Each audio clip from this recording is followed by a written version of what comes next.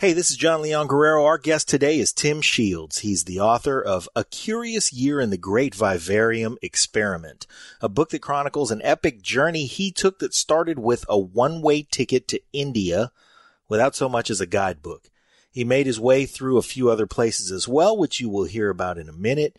It was a move he made in part to cope with changes in his life, central among them the passing of his mother, and a desire to commit more than ever to his writing, his exploration of self, and a daily writing exercise of gratitude and intention that is something we all can do, even if we're not quite willing to take a one-way trip to India.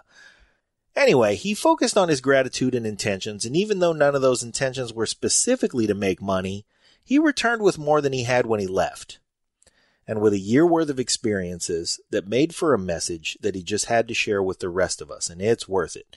You're going to love Tim, and if you happen to love what we do, please do us a solid and hit that 5-star rating on iTunes and leave a review for us. Subscribe on YouTube if that's where you're listening. Hit that notification bell so you can know when we drop a new show. And just hit us with some digital love on whatever platform you find good podcasts. It really helps us out with ratings and such. Also, go to acuriousyear.com where you can hear so much more from Tim, read from his glorious collection of essays on his blog. You really should do that. And see excerpts from the book.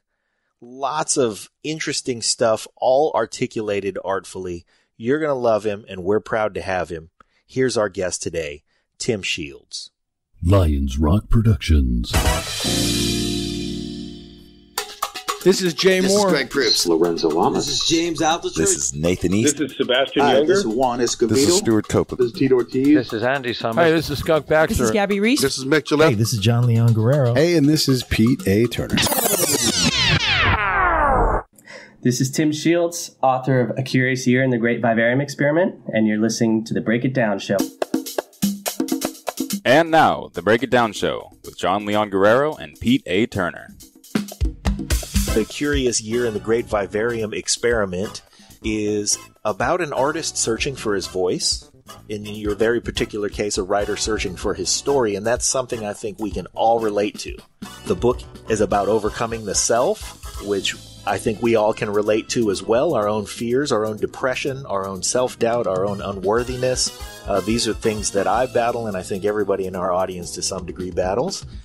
Talk about the incident that started this journey for you in the first place. Since the age of 17, I knew I wanted to be a writer. I didn't know how to get there. I just was sort of scribbling away in journal after journal after journal, which is really just practice. You know, you're just sitting there observing the external world and the feelings that come through you. And that's kind of, I think, how you start to write. But I had about a decade of sick parents. My dad had lung cancer, and he died in, I think, like 2004, probably. And my mom had Parkinson's and dementia, and she passed away in 2010. So it's not the inspiring moment, but perhaps the inciting incident was when my mom passed away. So for close to a decade, I was living in Seattle, and my vacations were going home to see sick parents. So when my mother passed away, I was like, all right, it's my time. I got to finally do this thing that has been calling me. So Hey, this is Pete. Real quick, I just want to let you guys know we are proud to announce our official support of Save the Brave, a certified nonprofit 501c3 with a charter of helping veterans with post-traumatic stress. Here's how you can help. Go to SaveTheBrave.com, click on the link on the website, and my recommendation is this. Subscribe. Give them $20 a month. You've got subscriptions that you can turn off right now that you're not using that are $20 a month. Swap that out. Get involved. Let's help these folks out. At my mother's sort of memorial service, a friend of my sister's basically said, if you want to write, you should go somewhere cheap, like India. And this is kind of the way my life always works. It's like, never even thought of India, would never have considered India. And then in the next couple days, it just showed up everywhere in my life. And I was like, all right, India it is. So I bought a one-way ticket to India without a plan, a clue, or even a Lonely Planet guidebook. You know, the first 2 days in India, I was basically locked in a hotel room like, oh my God, what have I just done? What am I doing? Why am I doing this? Yeah. Let me slow you down for a second. Okay. Because I want our audience to digest the fact that your ears were open to all of the stuff coming in about India because, like you said, you hadn't thought about it, and all of a sudden it was thinking about you. but you had the wherewithal to say, I better give this a shot. And a lot of us get held up before that even happens. We got to listen to these things before we go further into your story. So now you decided to listen. You get out to India, and holy shit, you're in India. Yeah, and I didn't have a plan or a clue. And I basically, about, 8 months prior, I had started another friend of my sister's. I was talking to her. She's sort of an energy healer type person. And we were just having this conversation. She's like, okay, you're a writer. All right. I want you to do this exercise every day. I want you to write down 5 things you're grateful for and 5 things you want to create. And she said the things that you create today are going to be things you're grateful for in the future. And I was so lost kind of at that point. I wasn't working. I went home to say goodbye to my mother. And when I was freelancing, when I came back, the ad agency I was working for was like, sorry, your job's not here anymore. So I basically had like 2 months of just sort of pacing and doing a lot of running in Seattle while my mom was on hospice. I didn't have a plan. I didn't have a clue, but I just was like, I want to be of service. And I wound up getting connected through an old family friend to this guy who I had no idea who he was.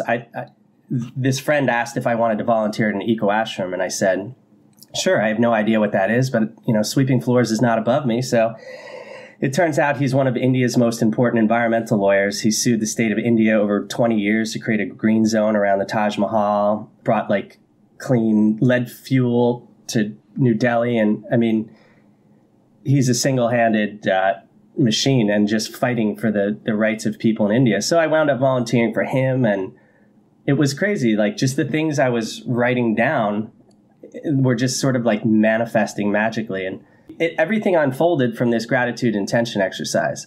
I mean, I think it's just because when you're traveling, you're in such an open state that there is no sort of static, there's no noise. You're just sort of in this pure creative state. And it's very easy to romanticize travel. It is incredible. I think it's one of the most expansive things you can do for yourself and your soul. But it's also really hard. You're out there alone, and you're kind of forced to look very deeply at yourself. And if you can either remain in that little prison of yourself, or you have to really push yourself to. I'm a pretty social person, but I can also be, obviously, you probably have to be an introvert to write a lot. So I spend a lot of time by myself, but it's kind of hard to put into words. It was almost 6 years ago now, and it took, maybe it was more than that. Actually, it was like 7 years ago, and it took about 6 to 7 years to write. But I wound up, I was like, I want to make money while I'm traveling. And I wound up linking up with this guy who was a school photographer, and he paid me $500, free room, booze, board for almost 2.5 months on and off while I was traveling. Paid off a credit card. I mean, it was just, I was really in this space of magic. And it's an exercise I still do every day. I tell everybody to do it. I mean, whether you believe in this or not, it's just such a great exercise to start your day, a grounding exercise. Instead of just launching into the programs and every single thing you have to do, just pause and write down, today I'm so grateful for, and write 5 things down. And then today I intend and create. And I mean, the book's been out for almost a year now, and I've been getting letters from like people all over the world who are just like, oh my God, this really works. This is crazy. And so I just started this group on Facebook called, you could just search for the gratitude and intention exercise. And, I just launched it about a week ago, but all these people are starting to do it, and they're really into it. And I think for anybody in your audience, if they dare to do it, they're going to find some really interesting results with just a little bit of intention. Let's definitely slow down on that for a minute. So everybody in the audience, go check out the Gratitude and Intention Exercise Facebook page. This is Tim not asking you for anything. This is Tim asking you to connect with you. So Go do it. I'm going to do it too. Let's back up for a minute and talk about your India experience specifically, though, because you take off, you go to India. When you get to India, what do you have on you? Like, what are you traveling with, and what are you prepared to? I want to get a sense for everybody to understand. What did you show up in India with? Way too many books. I would suggest cutting that down to a Kindle.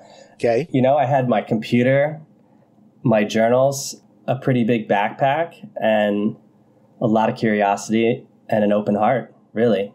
I think that's the 2 biggest things for travels. And then your intention when you got there was to do a bunch of writing, but you also knew that you had to make a living because that's the only way you could extend your stay to the point that you could really do as much writing as you wanted to do. Yeah, I mean, I only had enough money to travel for probably 3 or 4 months, and I was not looking for work. It came to me. It's like I asked for it, and it showed up, And I mean, I came home 15 months later with more money than I traveled with. I volunteered for a guy who's won the equivalent of 2 Nobel Prizes, and in that arc, countless experiences with sort of the magical and the mystical. And India was only the first 3 months. I was all over Southeast Asia. The book ends in Sri Lanka in exactly 1 year. But after Sri Lanka, I wound up going to Berlin just to see a friend. And he's like, why don't you stay? I think I can get you work. Another job showed up. And so I wound up working in Berlin for 3 months, which is how I came home with more money than I left with.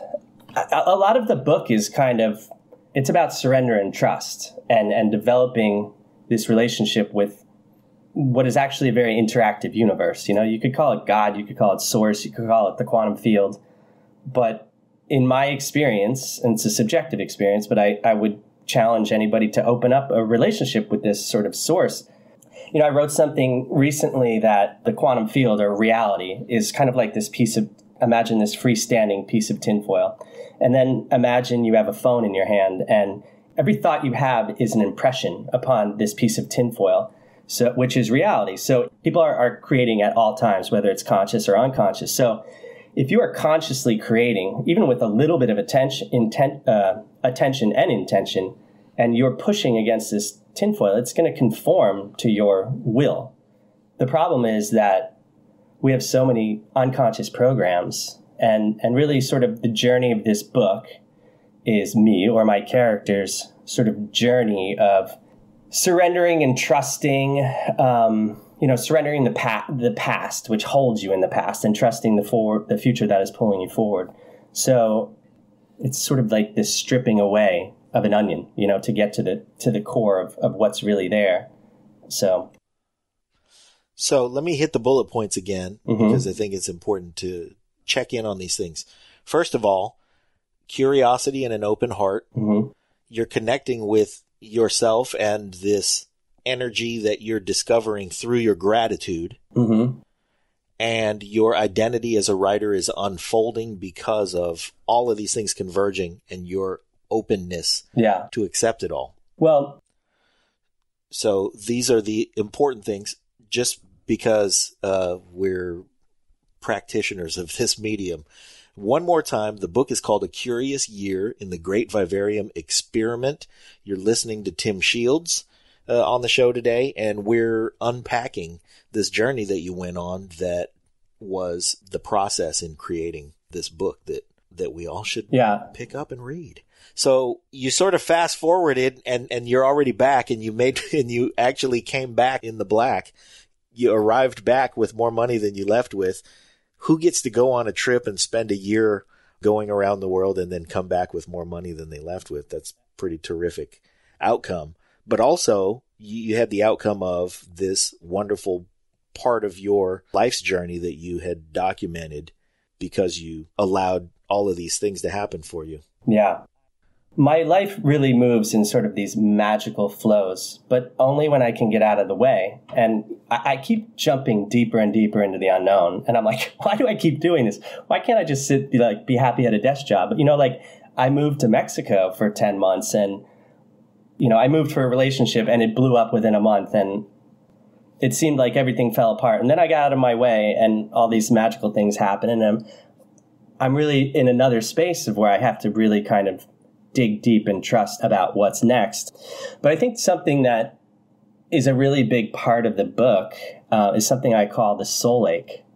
And it was like sort of this pain and this yearning and this pangs for something, my whole life. And this soul ache sort of drove me forward, and it seeks completion and wholeness. And, I could say now probably it's the awakening to kind of that we're not alone, that we are all connected through this crazy thing called life and the human experience. But the soul ache is what I talk a lot about in the book. And then also the veil, which is thing I made up that keeps me from really myself and the greatest aspects of myself and expanding into the greatest aspects of myself. And then another thing I think that's probably worthy of mentioning is the title. So it's a curious year in the Great Vivarium Experiment. So people are like, what is a vivarium? Well, it's a place such as a laboratory where plants and animals are kept under conditions to simulate their natural environment as for research.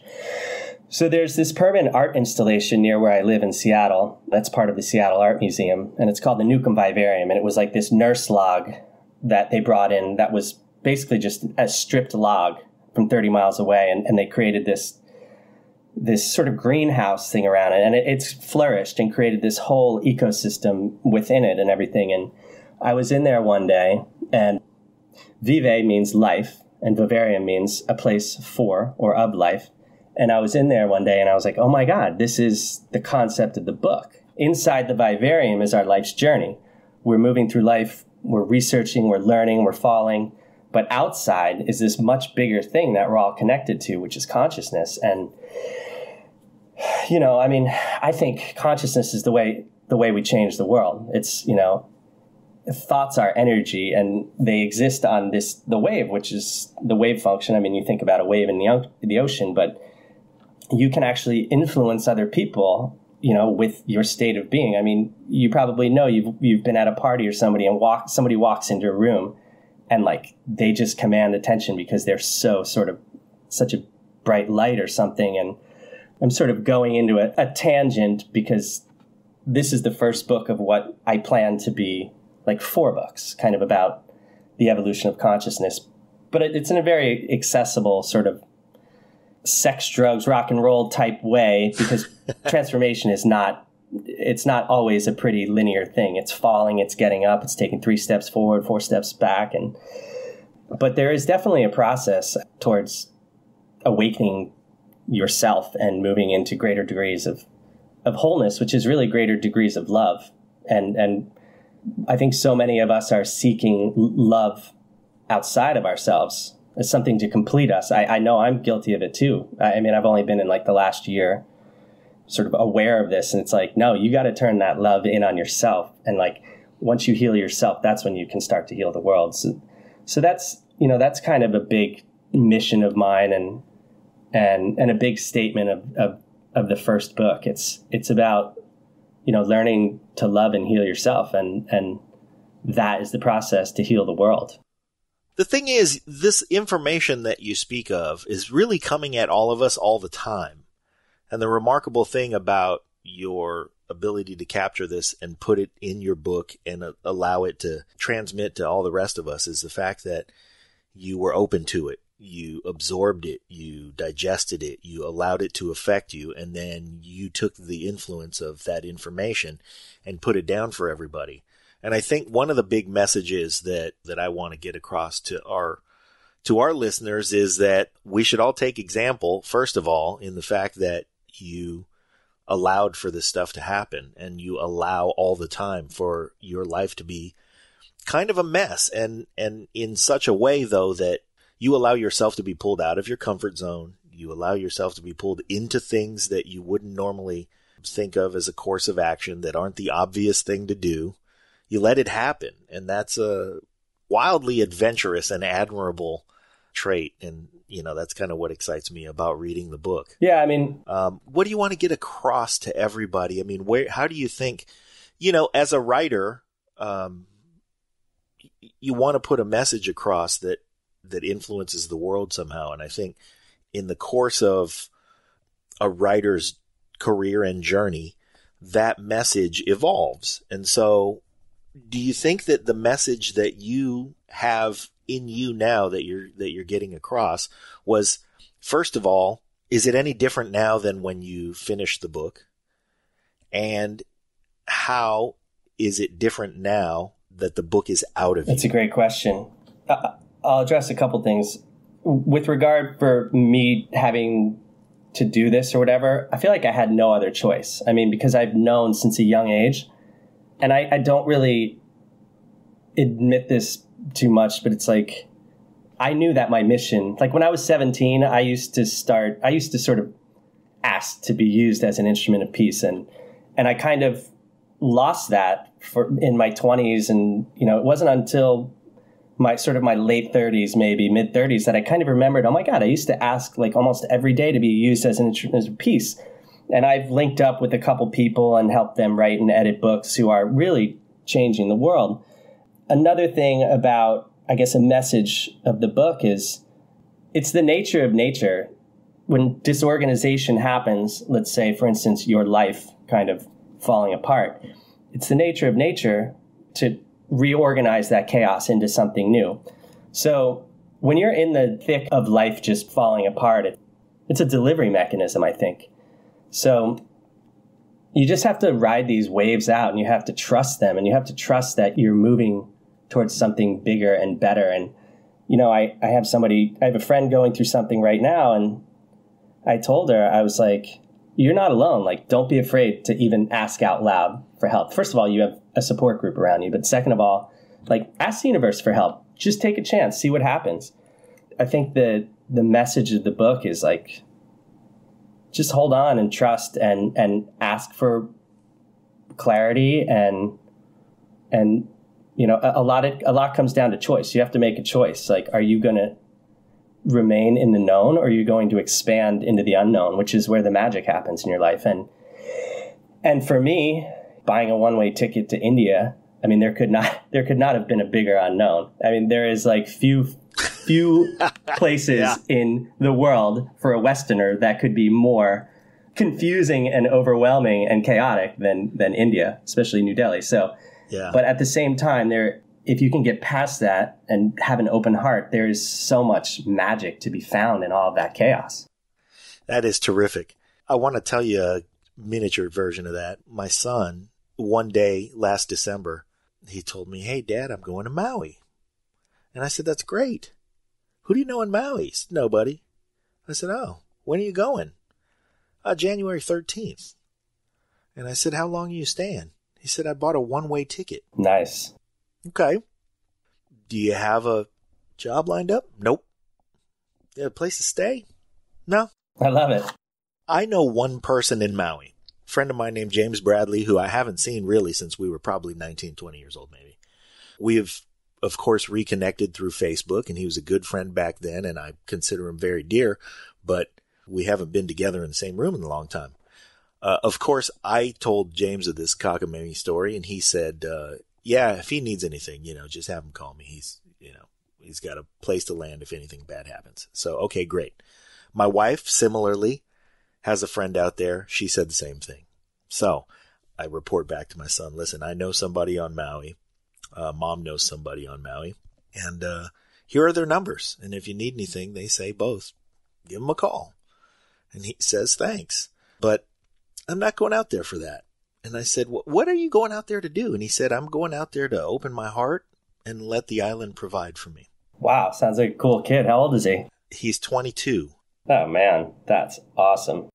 He was 21 when this exercise began. But, when he said that, I thought, that's great. I'm not going to discourage it one bit. I'm not going to guide him to find a job before he goes or anything like that. And he took a backpack and a duffel bag, and he got on a plane. And when he got off that plane, he walked out and started figuring it out. And, I applaud him for doing that. It's made him a different guy. Oh, yeah. I mean, there's but there's few things that are as transformative as travel, especially solo travel. I mean, right. And solo travel where the whole point of it is to go out there without a predetermined thing to do or a predetermined place to live or anything like that, and just really allowing it to happen. And I'm glad that he took that step, and I'm glad he took it in the increment that he took it, because it's completely bananas to think of doing the same thing but going to, India. Trust me. Jesus. You were a little more experienced in your life at the age when you did that, and you had at least the mission of capturing something that was in your heart and in your mind that you wanted to get out. So I'm sure that helped a little bit, because you had something to take solace in when you were alone and confused and whatever else goes through your mind when you land in a foreign country that is literally halfway around the world. Yeah, I only knew one person on the entire continent, and they were a couple thousand miles away. But I think the universe conforms to your courage. Like, if you are willing to step into whatever it is, a new career, a new relationship, a one-way ticket to India. If you step into this thing and it's in alignment with actually, I think we probably all know what we want to do or who we are at our deepest level. I was afraid to admit it for, 2 decades probably. I didn't even, I almost felt like shame about calling myself a writer because I'm not published yet and blah, blah, blah. But like writing is a way of being, it's in some sense, it's an archetype of a creator. But when I look back now and think about it, I'm like, how the hell did I have the courage to do that? And probably a good deal of it was naivety, but it's just, that's awesome. You don't know what you're getting into until you step into it. You're in good company on this show when it comes to writers. We've been blessed to have a number of writers we really admire who've done a lot of great things. But I identify myself as a writer too, and I've not published a book. Yeah. So I don't think that that's the definition. I think that there's something to the identity of a writer that is, that is a seeker, that is a documentarian of life, and that is somebody who digests an experience or a feeling or an inspiration into something that other people will find compelling and hopefully do something, that leads to an action that somebody can take to make a change in whatever they're up to or whatever they're doing or however they're living. And I think that identification is something that many of the people in our audience share with us. And I'm really happy to say, hey, man, right on. So you got the book done. Yeah. Hey, everybody, let's get that book done. Yeah. I kind of grew up in I've been writing a lot about this lately. And 17, I think, is such a pivotal age, maybe for everybody, but maybe especially for males. And for me, that was sort of when the dream was engendered. At the same time, I didn't really fully know, but my family's financial security was sort of dissolving. And so there is that sort of piece of fear right there. But my mother was also this like beautiful, incredibly loving person, but she was also this incredibly like fearful person. And we inherit, imagine like, there's 2 DNA strings and we inherit things from our parents. And it was like, my dad was actually, there's not a lot of people my age whose father was in World War II. And I found out at his funeral that he was the only person that survived an attack on his squad. Wow. So I was like, holy crap, that explains a lot about the old man. And so there's this like... And you didn't know that? No, I don't even know if my mom knew that. I found out at his funeral he got a Bronze Star. Pretty sure my mom didn't know that. One of his war buddies told me that. Wow. So, I had this... it can be actually DNA, but also there's been experiments where you inherit like energetic things. So I had these sort of this survivor's guilt and fear, I think. And everybody kind of has a cross to bear in their life. And I think mine is just stepping into that fear. And it's like I'm continuously testing myself to see if this thing is real. And by this thing, I mean this sort of interaction with the universe and that like I can actually shape my life and even matter to some degree through consciousness. And so, as a writer, I'm not just telling a story. I'm trying to sort of talk about this bigger thing in consciousness. And I think it's very in the zeitgeist right now. I think people are hungry for something else, for awakening, and stop seeking whatever it is you are seeking externally and turn inward because, that's just like, it's false promises. You have this, I think this drive and this hunger and this seeking for this external thing. You hear about so many people and they get it. And then they're like, oh my God, I've been working my whole life towards this. And then they're not happy. And, they're happy for 5 minutes and they're like, oh my God. So it's like, it's really about turning that search and that external seeking for whatever it is to fulfill this thing in you and generating it within yourself and learning to love yourself and learning to fill those holes within yourself. Because I know, I talk about it in the book and stuff, but there's a lot of things I sought externally to fill this void, including, women or Or like I thought, climbing the corporate ladder, which was so far never going to be me. But everybody else around me was doing it, and that's also a really hard thing that I'm even dealing with right now. It's like, oh man, this is a really hard path. Like, do I stay on it? It would be so much easier to just go get a job right now. And it seems like every single time I come right up against that edge, something magnificent happens. And there's a couple things that are happening right now, and I mean, there's a possibility.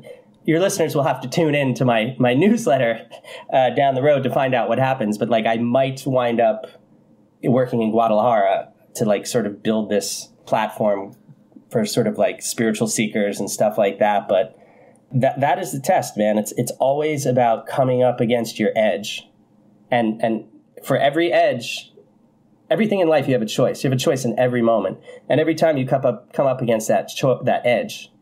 You can turn around. There's no shame in that. It's how much comfort or discomfort can you handle? So, I just keep trying to step over that edge, because if you don't step over that edge, then you're in a known, predictable life. And I said in the book, magic can't happen where expectations live. So, I mean, if you want to create magic in your life, you have to make these bold, courageous choices. And again, going back to the 17-year-old, and I've put out a couple essays recently, which is acuriousyear.com/blog, about the 17-year-old self. But I knew at that very young age, I mean, I don't know how I knew it, but I knew that if I wanted to do big things in life, I had to have, if I wanted to write about big things, I had to have big experiences. And so like in high school, reading like Joyce, Steinbeck, Kerouac, I was like salivating at these people's lives. I'm like, oh my God, the romance, the passion, the output of what the intersection of consciousness and the external world created for them. I don't know. I just knew that if I wanted to write about big things, I had to have big experiences. So, yeah, I keep doing these things. The adventure. Yeah, it's adventure. And that is all about expansion and moving into like finding out how big and how great you can be. And, you had asked a question. And the willingness to find it out. Yeah. I mean, you had asked a question earlier. Because a lot of people are afraid of the answer to that question. Oh, without a doubt. I mean. And by a lot of people, I mean me. Yeah. Let's face it. Yeah. We all have some degree of doubt where we go, ooh, man, I think I'd want to do that. I'm going to hang on for a second, though. And then a second becomes, holy shit, I'm going to be 50 years old this year. Yeah. I mean, it's the human condition, really. Yeah. I was curious about how your message, the message as it evolves that you put out. Yeah. And how it's evolved in the time since you finished the book. Well, I can tell you this. Leading up to the book, I had so much fear and anxiety and paralysis, practically, about putting this book out into the world, because it is pretty honest and vulnerable. And vulnerability is a really scary thing. It's also, I think, an incredible strength, but it's a terrifying thing to put yourself out there. I mean, I can remember nights leading up to it where I was just like, this is why artists become drug addicts or kill themselves. Like, the anxiety in my body was so strong. Yeah. But I had to just push through it. And I was like, I have a mission. My mission statement, my personal mission statement, it's a bit quantum, but it's, I translate light, frequency, and energy into story so as to lead others to their truth. So I was like, if I have to step over this, another line. I have to step over this line and put this out into the world. Yeah. I have to have the courage to do that. And, what kind of blew my mind was the feedback that I got about people just completely connecting to the story and getting letter. I mean, that's another dream of a younger self, like getting feedback and letters from people and telling me, like, because I even knew at a young age how affected. Yeah, I knew at a young age, like, how I wanted people to consume this book.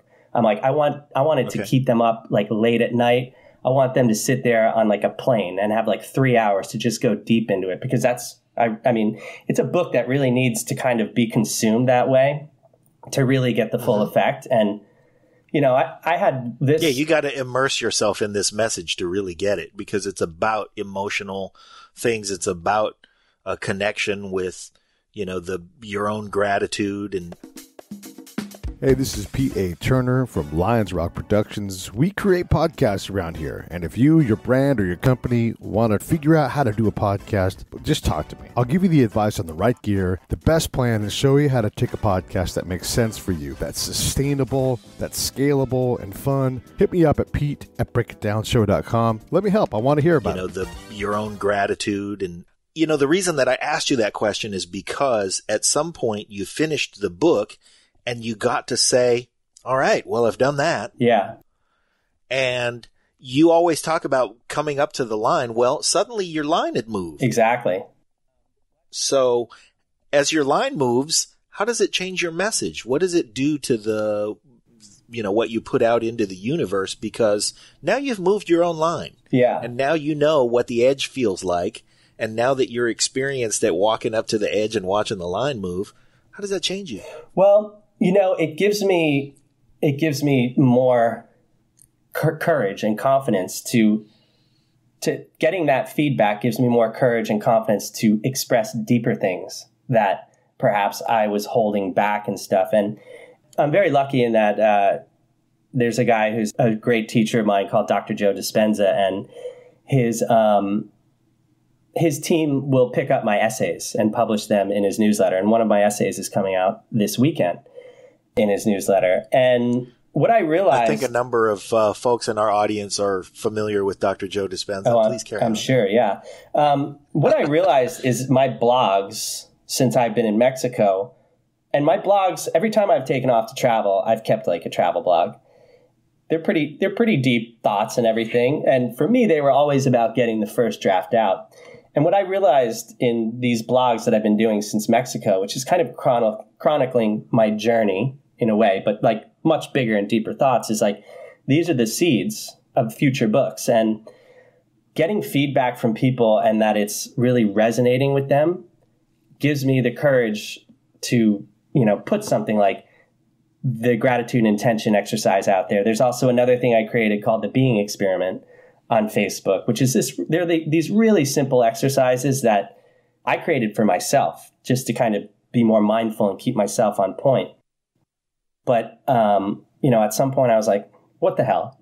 People probably think I'm like woo woo anyway, but so I just put them out there and getting incredible responses. So, as long as there's this appetite for this type of knowledge and information about the self and about the soul and about consciousness, which I really think this is like something in the zeitgeist right now. Like, it just gives me more confidence and courage to write more deeply and to be even more open in places that I might be a little squeamish about putting that much of my heart and soul out there. But I'm like, screw it, man. Like, the people who I have looked up to the most as writers or whatever, it's kind of for a writer, it's kind of a funny, weird sort of idol, quote unquote idol. But like, I always really admired Howard Stern because he just put it out there, and it's beyond like the vulgarity and whatever. He's so matured over his career. He's like a completely different person, like a more awake. He's done a lot of therapy. He meditates every day. Absolutely now. Yeah. But like had you been a Stern listener back then when he was a shock jock? Yeah. Because I wouldn't call him that now. Yeah. I mean, I started listening probably after that initial huge shock jock phase, a couple of years before he went to satellite. Okay. But I always really admired. So you did get a couple of years of his terrestrial run, which he was a completely different guy. Yeah. I listened to him somewhat back then. I live in an area, I'm in the East Bay, and the radio station that carried him around here was a San Jose radio station. Mm-hmm. And, so it was kind of tough to get him specifically where I lived. Yeah. So I only listened to him a little bit, which I think for me was perfect because I got enough of a dose of him. He's great. He's a pro. He's the master. Yeah. Anybody who is in our medium who is not exposed to Howard Stern and how good he is as an interviewer is really missing an enormous piece of something. But he has gotten a lot better, a lot deeper, a lot more engaging, and the depth of his content is completely different now because he's on satellite. So I think that you caught him at a great time because you were evolving. Mm-hmm. I think you would have evolved away from him had he had to keep that gig. Yeah. So when you, boy, I just completely derailed you about that. But No, I it's think cool. that the reason I did was because I experienced a similar thing. It's like, I love Howard Stern, but I think I could not have loved what he used to do for much longer. Yeah. Because I was growing away from it, away from the stuff that made him successful at being on the air and watching by the minute and having to be a slave to the ratings every minute that he was on. And those things betrayed how good he has become since. Yeah. Well, that's what's so interesting about him. Like, you can see the evolution of a person moving towards wholeness. Yeah. He was obviously, and he'll talk openly about it now, like an incredibly wounded person, an incredible narcissist. And, but he's done the work. Mm-hmm. Everybody's got to do the work, which is like, stop looking for stuff outside and look within. And that is where the answers are, in the stillness, in the silence. And, you know, it's hard. It's really hard at first. If it's not something that you're used to, it's hard and scary, which is why a lot of people don't do it. And instead they will choose, you know, drugs or sex or like workaholic or whatever. These are just distractions from yourself. And that is sort of, I guess, a big part of what I write about. It's the journey inward. And as this thing, you know, here's something that has been an evolution in the last year. It's like my mission has only grown, and I want to inspire people, and I want to wake them up, and, you know, I want them to live. People I don't even know, man. I just want people to live happier, healthier, more whole lives, because that's how we're going to fucking change the world. You know, like the government's not going to change the world. They've proven very well that they are ineffective, you know? Yep. So it's like the people and the artists and communities, that's where people got to change the world. In this essay that's coming out right now, it's coming out tomorrow. It's called The Question of Consciousness and the Unfolding of the Universe. And at the end, I talk about this guy that I met in India. His name was Sam Labuddy, and he was he was a scientist, and he won a Goldman Prize, which is also the guy who I volunteered for in India, also won a Goldman Prize. And it's the equivalent of a Nobel Prize in like grassroots organization and whatnot. And so I asked Sam, I was like, how do you change the world? What is the secret? And he said something like, you have to find that one thing that you cannot stand about this world, and you got to do something about it. And he's like, if you don't know how to do it, then you find somebody who's leading it and you follow them. And, you know, whether that is like the destruction of the ocean, the rainforest, the terrible shit that's happening with like at the border, you know, with children being separated from their parents. There's a lot of big stuff happening in the world. And it's like, what my message is sort of evolving to is like connection, community, and like get involved with people and choose one little thing. I mean, if the littlest thing you could do is like find some homeless dude in your neighborhood. You know, there's one guy that's like a Vietnam vet here that I've kind of befriended. And, you know, when I see him, I buy him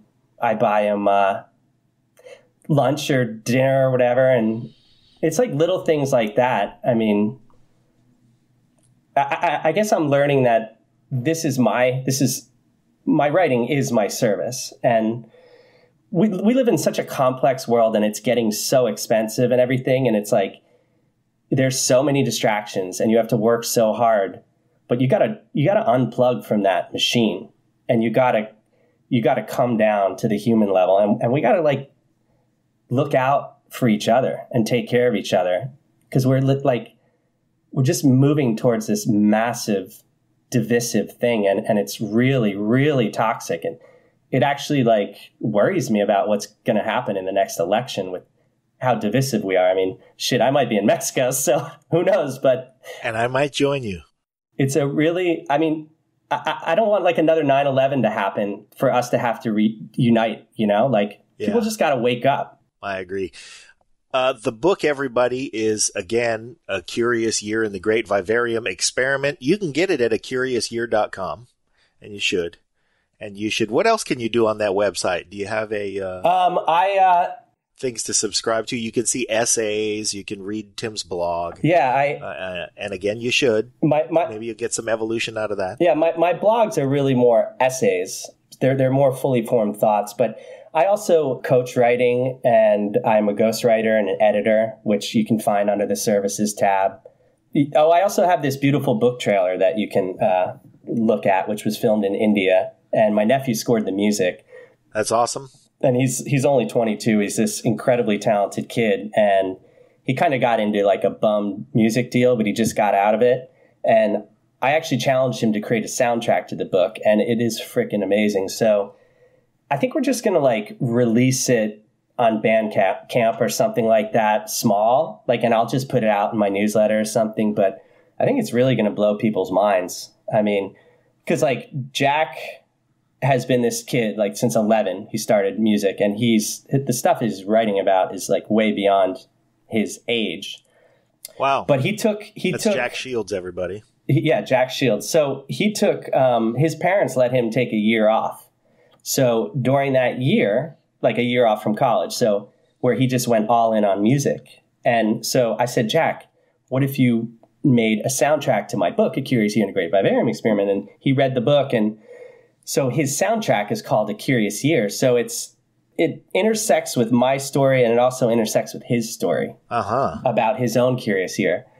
So it's really, I was listening to it last night, actually, for the first time in a really long time. And there's one or two songs that like moved me to tears. He doesn't get it because he doesn't have enough life experience to realize what he wrote.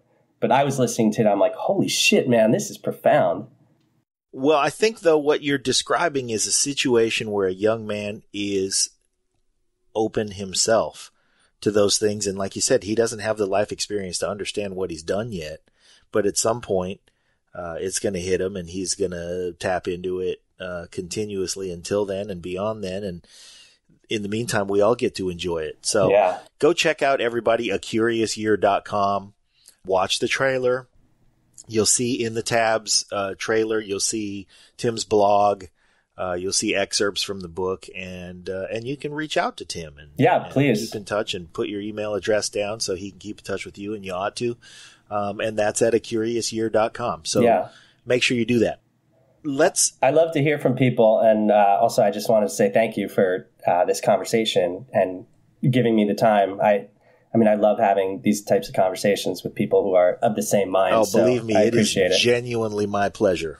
It is absolutely my pleasure, and I appreciate you doing it with us. I think that, we want to bring our audience things that will nudge them in a direction. And we want to bring our audience, and again, a lot of our audience is writers and people going through points in their life where, they're asking their own questions and seeking their own path to their own truth. And anything that we can do to connect to messages that will hopefully inspire somebody to do something that they've been waiting on doing is absolutely something that we want to do, and we want to keep doing for everybody. I hope so. And I think that's what we're talking about here. Yeah.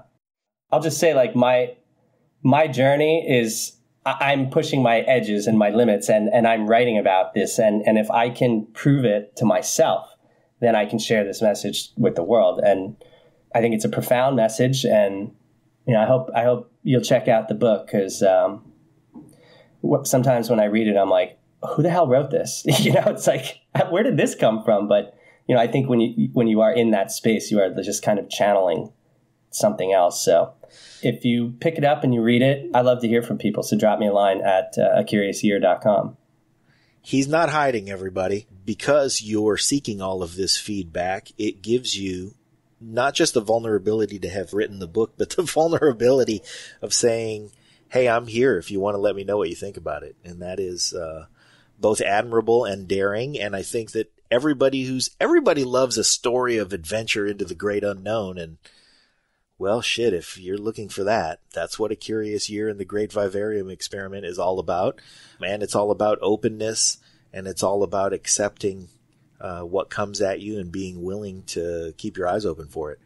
So, Tim, as we round third base on this conversation, what's next? I mean, you mentioned that you may be working in Guadalajara, but just thinking big picture, what are your aspirations now that you've moved the line and that you know that the line moves? What possibilities are you looking to explore down the road? Well, in not just the next thing, but your career in general. This is a self-published book, and I did not want to self-publish. I wanted to go the traditional route. Yeah. But people I know and trust really pushed me to do the self-publishing thing. And people who had read it were like, you need to put this message out into the world now. Because to go through the publishing process, you need to find an agent, and then they need to sell it into a publishing house. And then once it's sold into a publishing house, it can be like an 18-month journey to get that book out into the world. Yeah. So I was like, oh my God, I don't want to do this. I want to be accepted by the gatekeepers. But so I put it out, and I've actually sold more books in a year than by far than what the average is of like a traditionally sold first time book. So really what I want now is I'm starting to look for an agent, and because I really want to take this message I want to be in every bookstore in the country, across the world, really. And, I would love for this to become a movie. And right now, I've been in Seattle for 18 years, and it's just a completely different city, and I'm a completely different person. So I'm just kind of like in this space of, asking to be shown what's next. I mean, I don't know that I don't really feel great in this city right now. And I want to be working with people who are changing the world, because I've had the opportunity to write or edit for 2 New York Times bestselling authors in the field of human potential and transformation. And so I want to work with people whose message I can amplify, because, if there's one place I'm confident in my life, it's words. And there's a lot of other places I'm not confident, but I know I actually am a hell of a writer. So I want to work with people who are changing the world, and I want that book contract where I can work full time on the next 3 books, because I spent my time in Mexico mapping them out. Like my wall was just covered in Post-it notes. In my recent piece before this one, I wrote about something called quantum strings, and it's just something that I call them. But there are these internal events that happen in your life. It's sort of it's an external trigger that, sort of brings you into the present moment. And it's like, it's a string that goes, an internal experience that goes throughout your entire life. Like it could be, I wrote about it in the first book as like the song Eyes of the World by the Grateful Dead. It was like that song since I was 17, and I listened to it. It's been my song of my life. And, they're kind of these things that show up to remind you of like who you were, who you are, and where you're going. So, I have this giant tapestry for what I want these at least 4 books to turn into. And I want these strings to be going throughout each one. So I'm trusting that when the time is right, the conditions will show up for me to do that. And in the meantime, I'm just kind of sketching them out. And I actually started book 2. I'm probably like 5 chapters in or something like that. So, yeah. That's well, let me interpret that for our audience, because I think that your message is, hey man, do it. Yeah, it is. And like I said, we've been very fortunate to make friends with many authors. I would say, among them, maybe Jim DeFelice, who's been on the show several times and I consider a dear friend, has more than a dozen New York Times bestsellers under his belt. And it's great that he's in the position that he's in. But while everyone wants to get a publisher, and frequent co-host on our show, Scott Husing, he was fortunate to get a publisher for his book, and it's been great for him for all the reasons that you pointed out, which is that, you have the blessing of the gatekeepers, and that gets you into a different set of doors. Mm-hmm. But the bottom line is, when you have a message, you have to get it out. And whatever your circumstance is, whether you get lucky and you get a publisher pretty early on, or whether you decide to self-publish and you have to hustle it and work your way towards getting a publisher, the important thing is that we do it. Do it, everybody. Just do it. Yeah. And everybody who is destined to get there will absolutely get there. And if your journey is a little different and requires a different path, get on the path. I don't think that any of the authors that we've had who've had a path either similar or different to yours would say anything different. Yeah. And that is that writers write, and you got to write. And when you have a message that is complete enough that you can encapsulate it in the form of a book, then you should make the book. Yeah, I mean, the poet Samuel Taylor Coleridge said, what comes from the heart goes to the heart. So that's kind of like what I'm operating on. And then just to come back to your message of just do it, even more granular than that, it's overcoming fear, because fear is the biggest impediment to the greatest potential of ourselves. I mean, fear is a prison.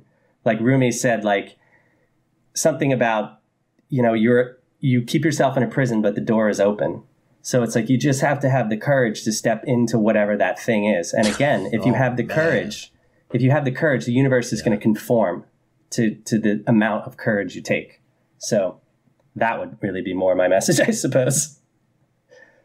Yeah, well, I mean, that's the most quotable line that you've said all day in an hour-long conversation that's packed full of great things that everybody should take example of.